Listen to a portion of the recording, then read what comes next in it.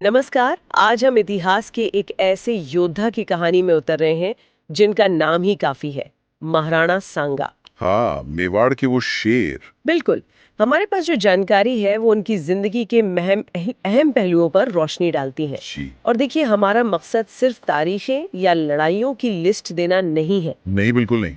हम समझना चाहते हैं कि वो क्या चीज थी जिसने उन्हें महाराणा सांगा बनाया। वो चुनौतियाँ, वो हिम्मत और उनकी विरासत आज भी क्यों इतनी अहम है। सुना है कि एक आंख, एक हाथ, एक पैर, सब जख्मी होने के बाद भी वो लड़ते रहे। हाँ, ये सच है। चलिए इसी कहानी को थोड़ा और खोलते हैं। जरूर। महाराणा सांगा की कहानी सिर्फ जंग के मैदान की नहीं है। ये कहानी है एक असाधारण लीडरशिप, गजब की सहन शक्ति की। 1482 में जन्मे थे वो, चित्तौड़गढ़ में, और बचपन से ही मुश्किलें थी। मतलब भाइयों से ही सिंहासन के लिए जबरदस्त संघर्ष था। अच्छा, तो ये जो शुरुआती दिक्कतें थीं, क्या इसने उन्हें बाद की बड़ी लड़ाइयों के लिए मतलब तैयार किया, या ये सिर्फ एक रुकावट थी? देखिए, एक तरह से ये तैयारी ही थी। भाइयों से वो जो खींचतान चली और फिर बाहरी दुश्मनों से लगातार लड़ना, शायद इसी ने उनके इरादे को फौलाद बनाया। और उनकी चोटों की कहानी तो यकीन करना मुश्किल है। युद्ध में एक आंख चली गई, एक बाजू पूरा कट गया और एक पैर भी लगभग बेकार हो गया था। आज तो कोई सोच भी नहीं सकता शायद। और फिर भी उनका वो कहना है कि हाथ नहीं, आंख नहीं, पर जब तक सांसें लड़ूंगा। ये सब शब्द नहीं थे, ये उनकी जिंदगी का तरीका था। सही बात। और इसी हिम्मत ने उन्हें कई बड़ी जीतें दिलाई। गुजरात के सुल्तान को हराया, दिल्ली के सुल्तान इब्राहिम लोदी, उसे भी हराया। बिल्कुल। मेवाड़ को उन्होंने एक बड़ी ताकत बना दिया था। और उनका वो संकल्प कि मुगलों को दिल्ली पर नहीं बैठने देंगे, ये उनकी सोच दिखाता है। दूर की सोच।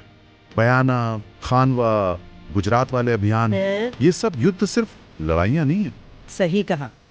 ये उस वक्त की राजनीति, शक्ति का संतुलन, सब समझने की चाबी है। और वो अकेले नहीं थे इन सब में, उन्होंने एक जबरदस्त गठबंधन बनाया था। हाँ, मैंने पढ़ा है। राजा मेदिनी राय थे और हसन खां मेवाती।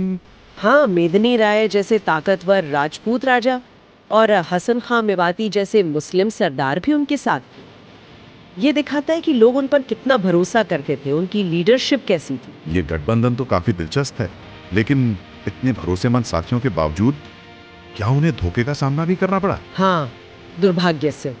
खानवा का युद्ध 1527 में बाबर के खिलाफ, वो एक बहुत अहम मोड़ था। बिल्कुल। और जो जानकारी है उसके मुताबिक उसी लड़ाई में सिलहड़ी के राजा ने ऐन मौके पे पाला बदल लिया, वो बाबर से जा मिला। ओह। तो ये तो बहुत बड़ा झटका रहा होगा। सिर्फ फौजी नुकसान नहीं, हिम्मत पर भी असर पड़ा होगा। जाहिर है, बहुत बड़ा धक्का था। तो खानवा की हार में ये धोखा भी एक वजह रहा, और वो खुद भी बुरी तरह जख्मी हुए थे इस युद्ध में। हाँ, गंभीर चोटें आई थी। यहाँ कहानी खत्म हो सकती थी, पर ऐसा हुआ नहीं। बिल्कुल नहीं, यही तो महाराणा सांगा की खासियत थी। हार गए, बुरी तरह घायल हुए, पर हिम्मत नहीं हारी।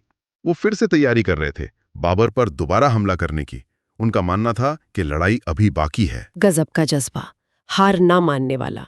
लेकिन फिर उनका अंत कैसे हुआ? यही तो विडंबना है। दुश्मन के हाथों नहीं मरे वो। तो फिर? कहते हैं कि उनके अपने ही किसी सामंत ने, जो शायद और लड़ाइयां नहीं चाहता था या शायद बाबर से डर गया था, उसने जहर दे दिया। अपनों ने ही? हाँ, 30 जनवरी 1528 को उनकी मृत्यु हो गई। एक ऐसा योद्धा जो मैदान में दुश्मन से नहीं हारा, उसे अपनों के ही किसी डर या साजिश ने रोक दिया। सोचने वाली बात है। बिल्कुल। उनकी कहानी सिर्फ जीत की नहीं, ये हार के बाद फिर उठने की कहानी है। वो कहते हैं ना, शरीर भले ही टुकड़े हो जाएं पर आत्मा नहीं हारती। ये बात उनके जीवन पर एकदम सटीक बैठती है। सही कहा।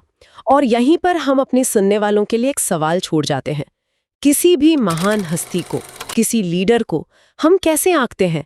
क्या सिर्फ उनकी जीती हुई लड़ाइयों से, या फिर हार में, मुश्किलों में उन्होंने जो हिम्मत दिखाई, जो